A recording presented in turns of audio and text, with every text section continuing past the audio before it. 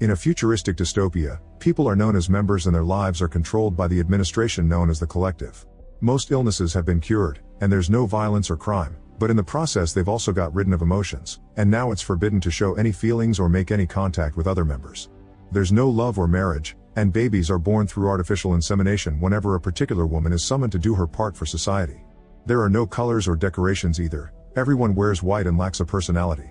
Even their meals are dull, and the only hobbies they have are basic repetitive tasks like solving bland puzzles. They also have chips on their arms so computers can watch over their daily lives, and that chip must be scanned every time they use the train or enter their work building. One of these members is Silas, who follows the same routine as everyone else: wake up and let the bed make itself, have a bland breakfast, and go to work. Nobody talks as they travel on the train, and they stay silent while they work as well.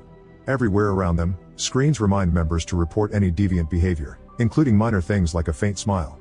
The screens also talk about an illness called SOS, or switched-on syndrome, which makes people regain their emotions. Members are reminded to see the doctor if there are any signs of a symptom. Silas works for a company called Atmos as an illustrator, so he spends the whole day drawing on a screen. His art is quite a contrast to the world he lives in, probably because he's inspired by a documentary he listens to while he works. This documentary is about the Great War, a period during which the collective fought to split from the peninsula, a chaotic place where emotions aren't suppressed. There are two moments in the day during which workers talk to each other. First, it's during project meetings so they can discuss ideas, and Silas listens to Nia's suggestions with utmost attention.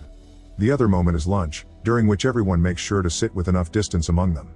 Their conversation isn't very lively though, and they stick to factual topics like the coworker that returned from conception duty. At the end of the day, Silas goes home and watches how officers arrest a sick couple.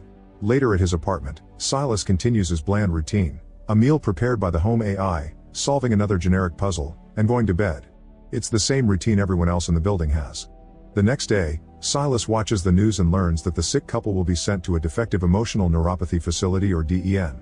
Members are reminded again to report any signs of SOS, be their own or their coworkers. Later at work, an employee self-deletes by falling off the roof, which happens often in this society. The employees go to the window to look at the body, but nobody isn't disturbed except for Nia, who makes very tiny gestures that are noticed by Silas. However, he keeps this information for himself. Afterward, all Amos employees gather for another meeting. While everyone has their attention on the screen, Silas uses the chance to watch Nia, trying to decide if she's sick. In the end, watching a pretty woman for so long starts to change something in him. Later at home, Silas is nervous while he eats his dinner because he can't stop thinking about Nia, and he even has trouble finishing his puzzle. The next day during another work meeting, Silas keeps zoning out and has to be scolded. That night, he dreams that he's standing on a roof, and when he's about to fall, he wakes up. This is the first time he's ever dreamed, so he feels so confused and disoriented that he runs into a wall. The following morning he discovers a bruise on his forehead and goes to the health center, where he sees a woman cry while watching a video about SOS and its 4 stages of symptoms. A man called Jonas asks Silas what stage he's on, but Silas denies being sick. Then Jonas explains he's on stage 2. Afterward, Silas sees the doctor and tells him about the nightmare, so he immediately gets tested and the doctor confirms he does have SOS. Silas is scared for a moment because he thinks he'll be sent to a DEN facility, but the doctor assures him they're working on a cure so he'll be fine as long as his symptoms don't get out of hand. Then Silas checks his home computer and notices his profile already says he is stage 1 SOS. Later at work, someone asks Silas why he has a bruise, so Silas lies and says he got it from a Tai Chi class, not wanting to reveal his illness yet. His coworker doubts him, but to Silas' surprise, Nia cuts in and confirms his story. During lunchtime, a bumblebee lands on their table and Nia traps it in a glass before letting it go. As she explains how strange it is that bees can fly, Silas can't stop looking at her. After work, Silas must pick up shades and medication from the health center. At home he watches a video for members with SOS explaining it's a genetic problem. The gene that is supposed to suppress emotions is malfunctioning and only inhibitor medicine can delay worse symptoms. The next day at work, Silas keeps feeling lots of new things that distract him from his chores. He loses focus and has depressive moments. He also becomes very sensitive to light. When he does manage to work, his drawings are very unconventional. Later during a bathroom break, Silas bumps into Nia and they have a very awkward conversation. Afterward, Silas starts following Nia without her noticing until she disappears into her apartment. This experience makes Silas decide to stop taking the medicine. The following day, Silas switches roles with a coworker on purpose so he can ask Nia to check on his work. Nia does notice is strange, but she helps him anyway. This is noticed by his superior, who makes sure they aren't interacting out of enjoyment. Nia provides very good feedback, but Silas is more concentrated on watching her face. He's becoming so obsessed with her to the point that later in the night, Silas enters the empty office and uses Nia's computer to listen to her recordings. During the next work meeting, Silas accidentally spills his drink, and when a coworker helps him, his shades are discovered as well. Now Silas has no choice but to admit he has SOS, and even though he swears he isn't contagious, they decide to separate him from the group. Silas is hurt because Nia agrees with the idea. From then on, Silas works in a corner far away from the others. After work, Silas continues to follow Nia. This time she notices and surprises him from behind, threatening to report him if he doesn't stop. When Silas says Nia also has SOS, she tries to deny it, so Silas points out that if she wasn't affected she would have already reported him. Not knowing what to say, Nia leaves. The next day, Silas and Nia pretend nothing happened, and Nia tries to avoid interacting with him as much as possible. However, Silas notices she fidgets a lot with her hand, confirming his theory. Later, when they're alone in the office, the tension is so thick that Nia rushes to hide in the bathroom. Sia follows her, and the two awkwardly stand in the same stall as they try to understand what they feel. After some hesitation, Silas touches her hands and face, not believing how amazing it feels. Finally giving in, Nia leans against him and they share the first hug in their lives. As they enjoy the warmth, Nia admits she's been sick for a year. She's very scared and waiting for the cure, so she tells Silas that they can't be together. Silas accepts this but can't stop himself from kissing her before leaving. The following day, Nia can't stop thinking about Silas even though she asked for distance. Silas returns every look and follows her around until they're alone again in the bathroom stall. They are so close that they're almost melting into each other as they experience the warmth of human touch. Unfortunately, the moment is interrupted when someone enters the bathroom, so Silas leaves the stall alone to discover it's his manager, who asks Silas if he's thought about self-deleting yet. Silas explains he'll only consider it when he reaches later stages. On their way out, the manager sees that Nia's computer is on and reveals there have been rumors of Silas snooping on Nia, so he must stop if he doesn't want to be reported. The next day after work, Nia waits for Silas in the stall but he doesn't show up. Later they meet in a pathway and discuss the manager's threat. Silas announces he'll ask to be transferred to another job, and Nia leaves without saying anything. When she arrives at her apartment, she has a full breakdown. The following morning, Silas reports his resignation, saying he needs to find a job where his illness won't cause trouble to his co-workers. Soon Silas starts working at a nature sanctuary and Nia has to deal with his replacement.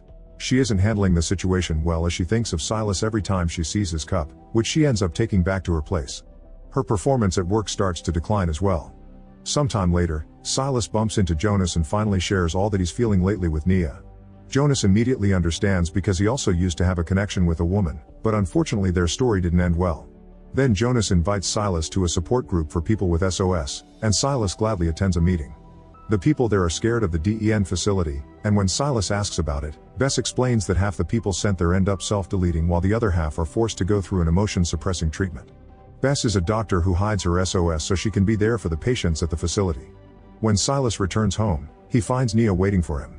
She's incredibly nervous and frustrated, so Silas holds her to calm her down.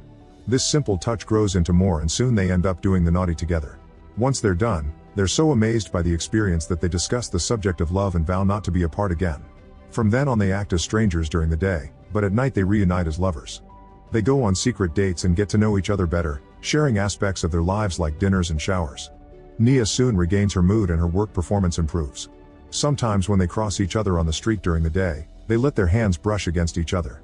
One day, a group of officers appear to make a huge announcement. The collective has found a cure for SOS. Silas and Nia agree that neither of them wants the cure, and Silas takes Nia to the support group so they can share the news together. They plan to escape to the peninsula. The others try to convince them it's a bad idea, and Bess shares the story of a man who died trying, but the couple doesn't change their minds. Seeing their strong love, Jonas agrees to help, and he makes arrangements for them to escape in 3 days.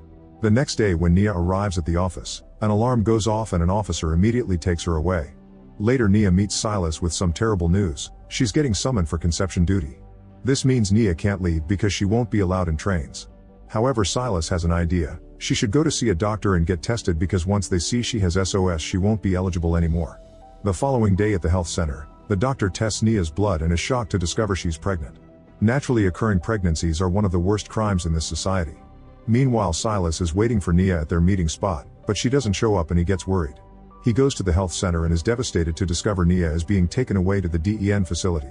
Once there, she's restrained and treated like a pariah for what she did. Bess soon discovers she's there and contacts the others. Back to Silas, he goes to Jonas for help, and Jonas assures him he and Bess are already working on it so now he must wait. In the morning, Bess uses her doctor privilege to take Nia from her room and takes her to meet with Jonas and the others. Bess explains they'll exchange Nia's body with a woman who recently self-deleted and inserts a new chip in Nia's arm to give her the dead woman's identity. Once she's dressed up and feeling better, Nia thanks Bess and runs away, managing to go through the station gates thanks to the new chip. Jonas' group also tries to get out and find their way blocked by officers, so they try to take the elevator instead. Unfortunately, they find a member who immediately snitches on them and they get arrested. Soon Silas sees the news of Jonas' group getting arrested, so he runs to the DEN facility to ask about Nia, and the guard informs him that she died. Not being able to deal with a broken heart, Silas goes to the roof of the company building and considers self-deletion. However, after lots of hesitation, he steps down. Meanwhile, Nia goes to Silas' apartment to wait for him, but he doesn't show up. Eventually she gets tired of waiting and goes looking for him at the sanctuary, but he isn't there either. Now knowing what else to do, she returns to Silas' place. When night falls, Silas finally returns and Nia runs to his arms, but he barely reacts. Nia takes a closer look at him and discovers he's taken the medicine to cure the SOS, so he only has 5 hours left of emotions. Determined to win this, Nia tells him to fight the medicine as she continues to touch him, and they agree to escape anyway. In the end they fall asleep together, hoping her cuddling will keep him feeling. In the morning, Nia wakes up alone in the bed. Silas woke up early following the routine, so he's already all dressed up and ready to go. He explains he remembers the love they shared but he doesn't feel it anymore. However, they still leave together because Nia won't give up. As they go to the station, Nia feels a huge distance between them and worries if this will work. Once they board the train, they sit silently as if they were back at the beginning, and Nia's worries get worse. However, hope slowly returns when Silas reaches out to touch her hand. Make sure to subscribe and turn on notifications so you can watch more videos like this. Thanks for watching.